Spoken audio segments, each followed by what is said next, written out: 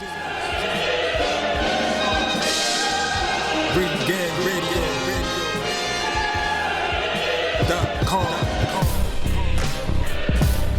Take over. Last mission. Final boss mode. Last but certainly not least, we had the zone card with the huge doubleheader. We had JoJo Diaz versus Rakhimov, and then we had Patrick Teixeira facing Brian Castano. Before those fights, obviously they had their standard matchroom fights or anything like that, and they weren't anything. They were just your standard status quo fights. Beck the Bully, he scored a vicious body shot knockout. And then Shane Mosley Jr., he's still at it for some odd reason. He's still doing it. Shane Mosley Jr. looked good. The best I've ever seen Shane Mosley look like. I feel like he finally turned the corner. Like, he was loose, he was punching, throwing bombs. He was moving his head, trying to apply a little slickness in this game. He still got caught a couple times, but this is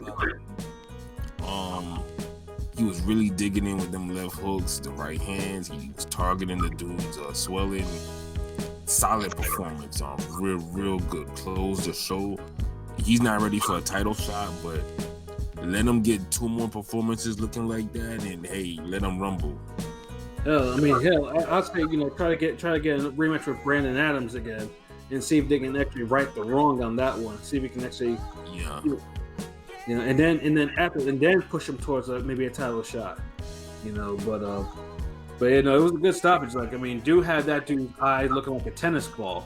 So it was definitely good. It was definitely a good stoppage. But somehow, some way, I just have a feeling that Shane Jr. will probably falter unexpectedly.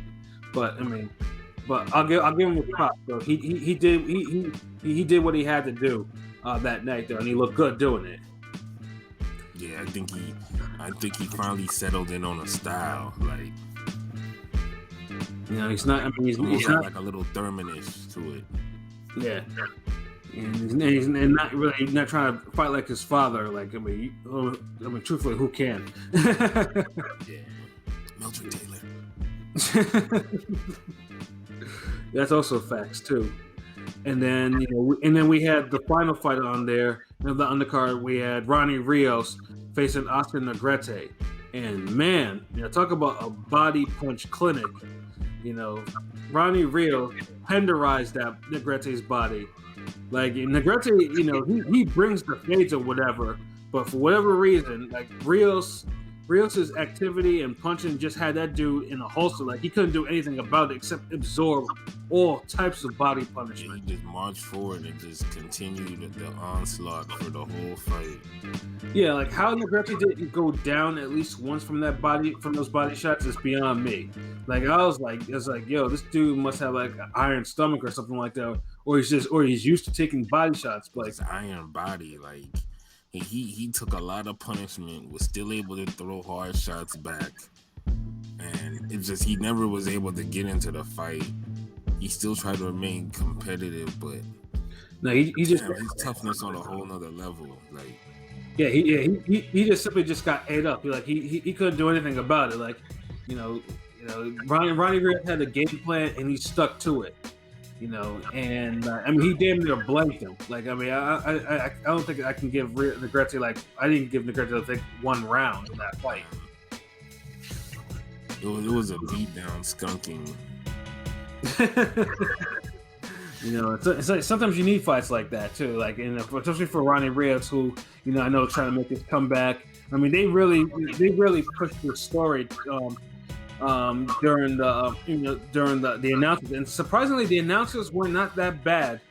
I usually complain about that, but I think they managed to actually stick to actually calling a fight. Everybody did, even when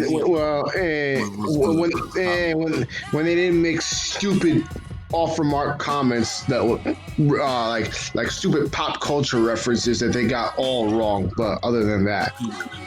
Oh yeah, like the like the Bruce Lee one Bruce Lee and Kareem Abdul-Jabbar were Enter the Dragon, and it's like, oh yeah, I was like, no, That's definitely not Enter the Dragon. It's Game of Death, you asshole. Yeah. Yeah. I mean, and Game of Death is one of my favorite movies, so I was appalled. I was like, no, this is unacceptable. Like, someone just, I mean, they have phones, they could have Googled that shit. Yeah, actually, you want to damn kick dude into one of them fucking lockers like how dude did him in the movie. Like, get that shit right, motherfucker. Pow! Kick him into the locker. Like. Exactly. But I mean, I'll give them outside of that that horrible mistake. I mean, I'll give them their props though. They actually stuck to what they were talking about for the most part, and I didn't know, and like I didn't say once like how bad they were. So like props to them. Hopefully they can actually continue to do that shit. Yeah, like I said, commentary for the weekend was pretty solid. Like even ESPN was on point. Like I didn't get annoyed with anybody. Like I think the boxing was just as a whole just too good for anybody to fuck it up. Yeah. I think now because the fights weren't like throwaways or anything like that. So I think everyone was on point. And like the zone, I mean, especially for the zone, like they needed to fight of the year and they'll fuck it up. So true. I mean, look how bad they sounded on Triple G Derevyanchenko. Yeah. I mean, dudes were annihilating each other, but they were talking some stupid shit. Yeah, she was like god awful. So they can't fuck up the work. Absolutely. And then after like Rio still obviously, I mean he's gonna be a problem at 122. Like get him in the mix there. Like I mean, dude will make for some incredibly fun fights. And same thing with Negrete too, but he probably needs to go back to the drawing board a little bit, or at least let his rib. Yeah, give him a fucking jobber plan right now. Yeah, he definitely took a lot of punishment. Bro, you pissing blood right now. Like, absolutely, yeah. Like, if he's not pissing blood, he's a lucky guy, But yeah, I mean, because that body type is vicious. and then we have the fight that most of us were all waiting for: Patrick Teixeira versus Brian Castano. Because if you heard us in the previews, like this fight would have determined like how 154 will probably move, and just from the opening bell, Brian Castano, like he fought like a man on a mission.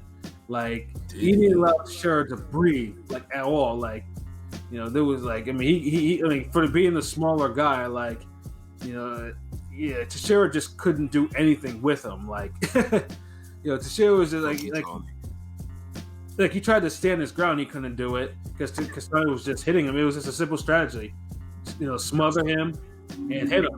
Yep, I told you, fight him close, fight him on the inside. What he did, Castano beat his ass from the mid range and inside the whole. Yeah, I texted LB after like the fourth round. I'm like, this might be a knockout with the way at the rate that it's going because the ref should have stopped it. Like. Especially the last couple rounds, like he took years off that man's career with that type of beating. Yeah, but to me, Teixeira didn't really falter onto the last round. The last time, he didn't falter. He didn't falter, but like it looked like he might just crumble just because of the accumulation. He was taking way too much punishment. He was getting hurt. Them last couple rounds, he was taking way too much. Like every time there was a volley of punches, he was eating like 3 at a time. Yeah. Clean. Yeah, dude wasn't rolling nothing. Yeah, was a man on a fucking mission. Like outside, I told LB too. It was like, yo, like that 12th round was a full out assault. Yeah, he barely escaped alive. Yeah, Castano was like, you know what? I'm about to put an exclamation on this fight and on this title. Like Teixeira was like, he was wobbling all over the fucking ring in the 12th round, like catching so many. That's what I'm saying. Like honestly, this is one of those examples where y'all could see the 12 skunk was worse than the damn Curtis Stevens knockout. Absolutely. Yeah. I mean, I give Teixeira credit because he's a tough son of a bitch. So like, what that was the reason why I originally my prediction was that he was gonna that Castano was gonna outbox him and just beat him up for 12 rounds, because I know for as many holes as Teixeira has in his defense, he makes up for it in just absolute toughness. He's a tough son of a gun. Yeah, because I mean, when he won the title, like he was able to rally in the second half of the fight. Scored a knockout against Adamus, but yeah, he was not able to do it here. Like, because what I said on that last podcast, Adamus is no Castano. Yeah, they're two different fighters. Two different levels of fighter. Also facts. Castano, like that ass whooping was so free. Like, I mean, everyone at Teixeira's kind of knew that title was gone. Like, like Teixeira was like he could barely stand. Like the ass whooping was so thorough. It was just like, I mean, you hate to see Teixeira like because he was a one and done champion, just lose his belt in his first title defense. But Brian, I mean, the way of 154. It is shit or get off the pot. Absolutely, and the scores like 120, 108, 119, 109, and then the 117, 111. I don't know who fucking gave him them 3 rounds. I mean, there were like maybe a couple of swing rounds in the fight that you could say, okay, you want to get this. I didn't see that one round for. Yeah, I think maybe I could understand like one round, because I think there was one round Teixeira rocked. One round. Teixeira rocked. Stop. Yeah, Teixeira rocked Castano in one round, like for a minute. For like, I don't remember which round, but I give him that round. But other than that, no. You could give him the one mercy round, but 3 is like, nah, stop. Congratulations to Brian Castano. Like, I mean, he fought like he wanted that belt, and now he's the WBO 154 champion. Because he did want that belt. He did. He really did. And I think everyone else wanted that belt. Fucking Jermell Charlo had that tweet out before the fight. It's like, bring that belt back, so we can avoid the politics. So now we have a 154 4-belt unification brewing. Castano and they fucked this up. Yeah. I'm just waiting. Like, like if they sign this shit within the month, then I'm gonna be like, okay, 154 is definitely the division. I mean, Castano and his manager were saying they want it like they're negotiating like now, and they want it for like July, August. And I approve too. Shit, make that fight. Castano, and he even said that in English because I know there was an interview that I saw that he gave in English talking about he wanted that fight. So like I like the mindset. It's like they're all thinking right. It's not. It doesn't happen in boxing all the time, but everyone seems to be thinking right with this fight. So shit. Charlo Castano, man, and that's a main event. Pay-per-view. When it really should be on regular Fox. It should, but it's not. Obviously, we're not. I mean, they're definitely not going. I mean, it's gonna be on pay-per-view, or it's gonna be on some pay-per-view card. They're probably gonna do another Charlo doubleheader or some shit like that. And this, man. We gonna get Big Charlo versus Eubanks as the co-main, and Diet Charlo versus Castano as the main event. And then because they're gonna try to find a way, they're gonna try to figure a way to make this money. Because I mean, if they stack the paper on the undercard. Who else? Can we get Neary on the undercard? Bring back Hurd. Where the heck has Hurd been? Yeah, exactly. Bring back Hurd. Are we gonna get a Hurd J-Rock fight, rematch? He's not thinking about no J-Rock. Then we not thinking about putting him on this card. You do some other bullshit somewhere else. Like you had your tune-up with the other Swift, and y'all rubbed off on each other. No more damn PBC homeroom. Yes, Swifts of a feather tune up together. Yeah. Oh man, but yeah, no, I mean, I'm gonna be positive and say, hey, PBC's gonna do the right thing, and they're gonna make this fight, and it's gonna be accessible. You know, like Showtime accessible. Yeah, Showtime accessible. Fox. I mean, if it's Fox accessible, then I'll really give them props for it, because Lord knows they need some actual good fights on that shit. Yeah, like honestly, they setting it up like this to be crazy good as a Fox main event. And you did the whole shebang as the 4-fight, 4-title belt unification.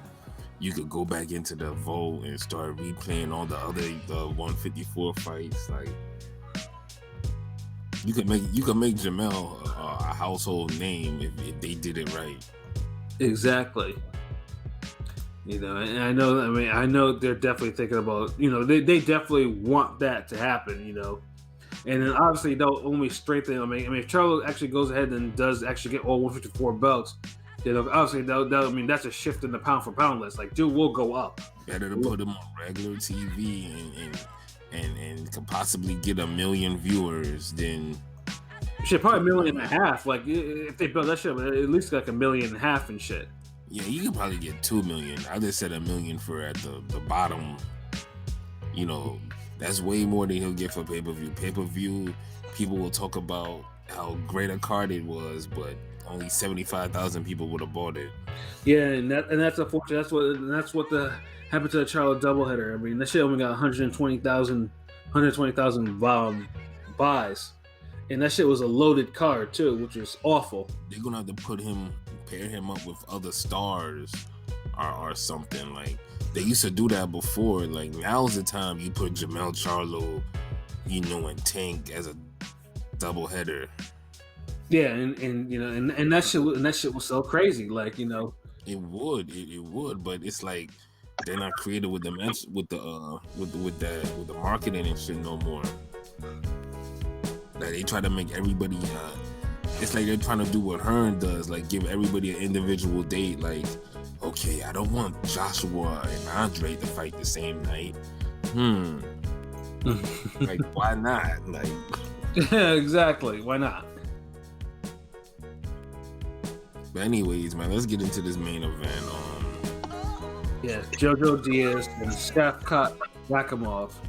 Now, before the fight, unfortunately, JoJo Diaz decided, yeah, you know what? I'm going to weigh in, and I'm going to be almost 4 pounds overweight. And in the state of California, if you're more than 2 pounds overweight, they don't allow you to cut. And so JoJo Diaz lost his belt on the scales, which was I mean, you know, that's one of the few things that's like a pet peeve to me.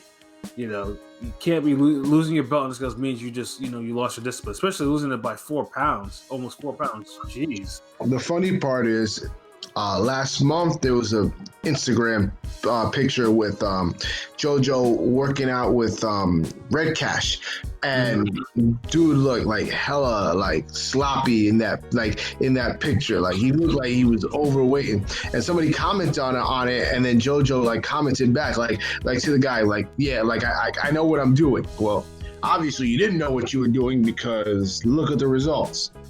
I'm saying, like, yeah. Like, I mean, he looked like he probably cut at least like 40 or 50 pounds because dude looked like fat in that picture, you know.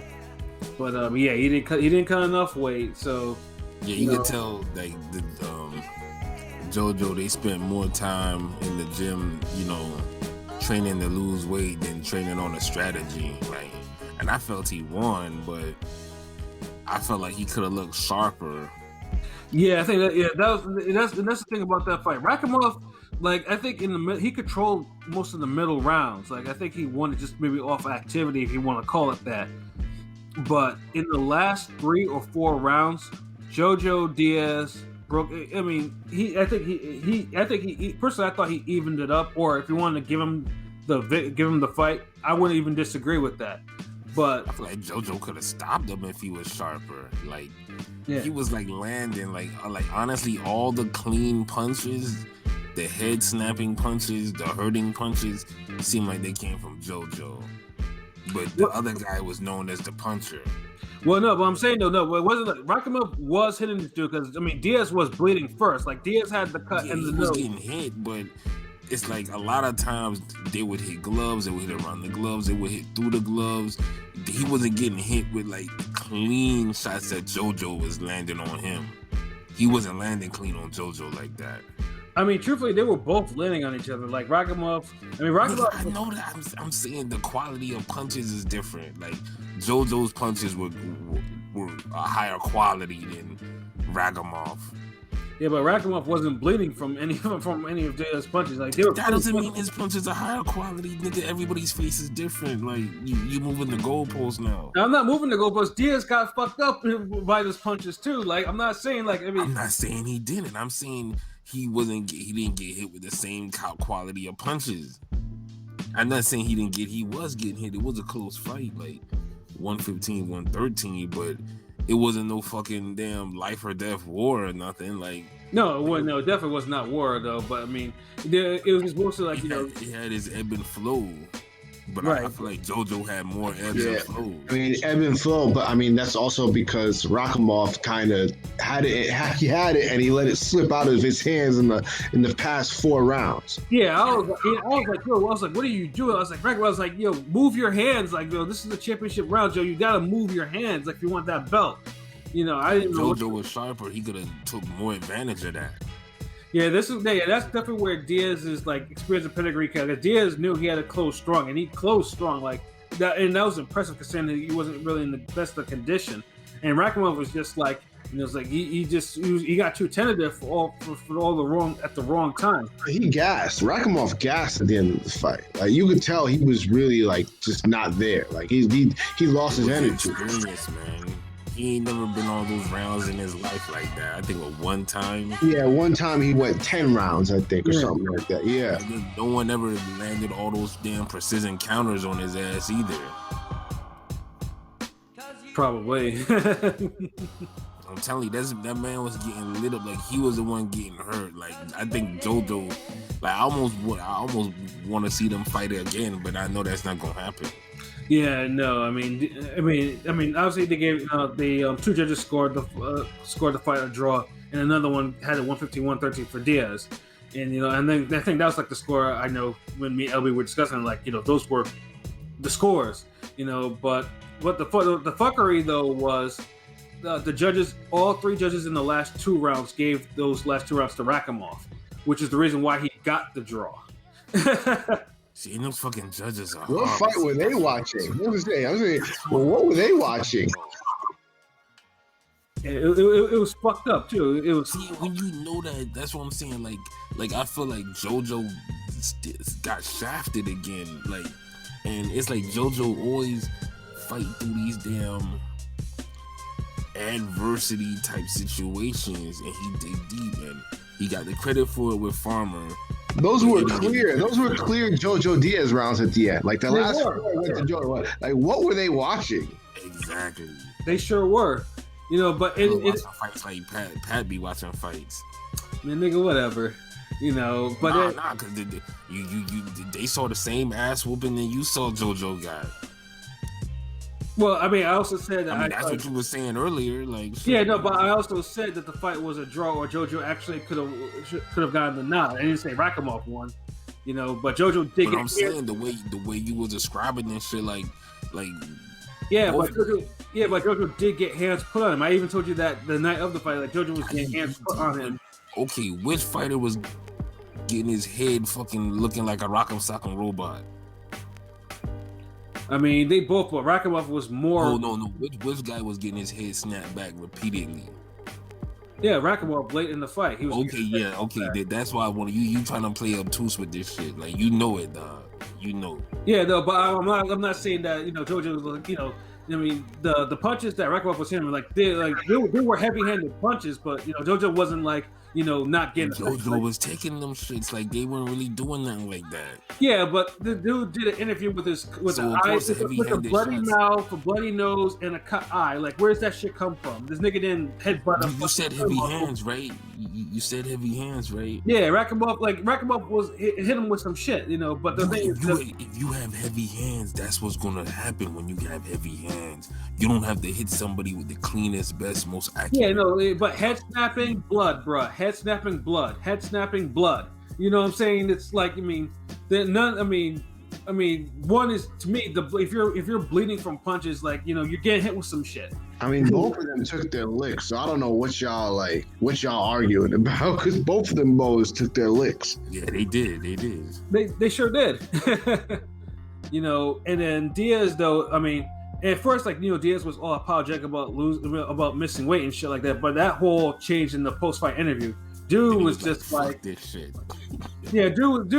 I think dude was irritated. I think the draw really brought the fuckery in him. He was like, "Fuck this bullshit." Like, look, I couldn't make this fuck weight. I wasn't gonna make this weight. I didn't have no sauna. I couldn't use a gym. They had like a treadmill in there.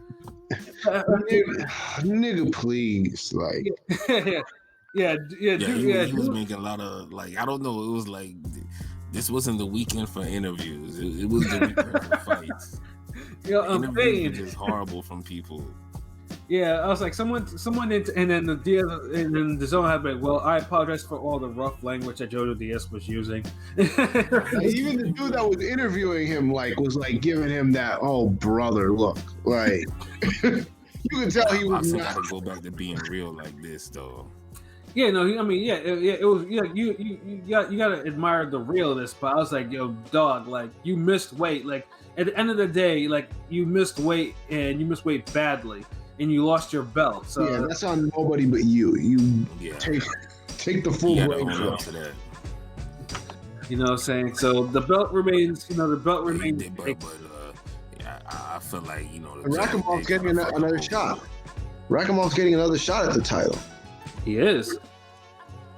The IBF ordered that fight quickly, so he's facing the cat that initially beat Tevin Farmer, but tested positive, the Asian cat, but he tested positive. The Kenichi dude? Yeah, the Kenichi Ogawa. Oh. He's the one that... Poor Farmer. Yeah. Yeah, Farmer just got assed out. No one's putting respect. Farmer had been talking his shit after JoJo blew weight, but no one's putting no type of respect on Farmer's name right now.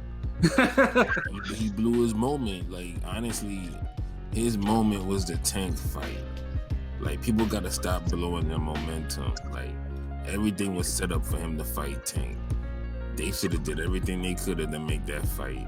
Yeah, imagine a Tevin Farmer fight that actually had casual attention, which it had all the right attention to actually make. And it would have made him a star. It would have made him go to a higher pay bracket for his fights if he would have fought Tank at that moment. And it's funny because he didn't even have a matchroom deal because he satisfied his matchroom. He was a free agent. Dude literally had no. He wasn't politically bound anymore. He fulfilled his contract. He was good, and then he risked it. He spends that time, making a fight with JoJo Diaz, and damn near making that fight almost fall through. Yeah. So it's and what comes out of it, and then JoJo Diaz, he goes into Tevin Farmer footsteps and slacks off and has trouble with the weighting and all that shit, and he wins, but he don't look good enough how he should have, especially after losing the title. So right, yeah, it's 130, man, just throw all that shit away. Yeah, 130 at least now. Now, of course, we have Pershel Valdez, like we talked about the night before. So, we'll see how that... Leftovers you talked about the night before? Oh, now you want to make it sound good. Get out of here, nigga. Nah. No, it is leftovers. We're going to see what happens with that at 130. If it's going to end up how we think it's going to end up. And then we could throw the division away? Probably, yeah, we need to. At this point, we're not getting. Look, you either gonna stay at 126 or you're gonna go to 135. Yeah, because 130 is going far too long without one unification. But I think it's probably Like, I mean, This don't 130. seem like it's enough meaningful fights. Like, I mean, you already know my unification. opinion on 130 for the past, I don't know, 10 years. Fuck that division. Well, no, I mean 130. No, 130 was dope. I mean, I've praised 130. Like 130 used to be one of them real nigga divisions, but once them niggas got too beaten up and worn down by their wars, it changed to what we have today. Because the guy who cleaned up the division by beating up on everybody, beating up all the beat up guys, he didn't want to beat up nobody else. Exactly. So now he's beating up on a younger beat up guy, and here we are. Here we are. Yeah, exactly. You know, I mean, yeah, 130 is a miss. Although we did have a good 130 fight under the Golden Boy card, you know, with Roger Gutierrez and Rene Alvarado. Like, they have times of life there, but the GameStop version of that, though. You know, but that's the thing. It's like you don't get these fights from the marquee names, right? Like, and we need them. At 154, you get. At 154, you get good fights from all the marquee names, all the good names, all the top 10 guys, top 15 guys. You get good fights. At lightweight, you know, we was getting good fights with the marquee names, people, the recognizable names. At 130, it's like, you know. Yeah, I mean, whatever happens, it's random stage select shit. Yeah, like, I mean, we have Berchelt Valdez, and then at the end of the month, we have Herring defending his belt against Carl Frampton. And, you know. And see, that's a good start, but then it's like, at the end of the year, are the winners going to face each other? Yeah. No. That's a 2 week. That's probably going to be a no, but it should, because you're like, damn, okay, y'all are kind of getting something to go. You guys have you almost look like you're trying to get something together, and then y'all just gonna make it fizzle out. Next year, y'all gonna talk about double headers with Frampton and Berchelt, and these niggas will never fight each other. Insane, yeah. On ESPN Plus. Adam Lopez is the opener. No. Arnold Barbosa Jr. And let me see, and Flores. Yeah, that's a co-main. Yeah. Oh man, it's actually funny how predictable their matchmaking is, but at least it's predictable. At least some of the fights actually come off good, you know. But yeah, 130. I mean, I'm hopefully that they can actually get back to the day. I mean, of actually having some real knockout, drag out fights. But that doesn't look like that's gonna happen in any time future. So we're gonna have a lot of career moding going on in that division. It's all good. It is what it is. But we got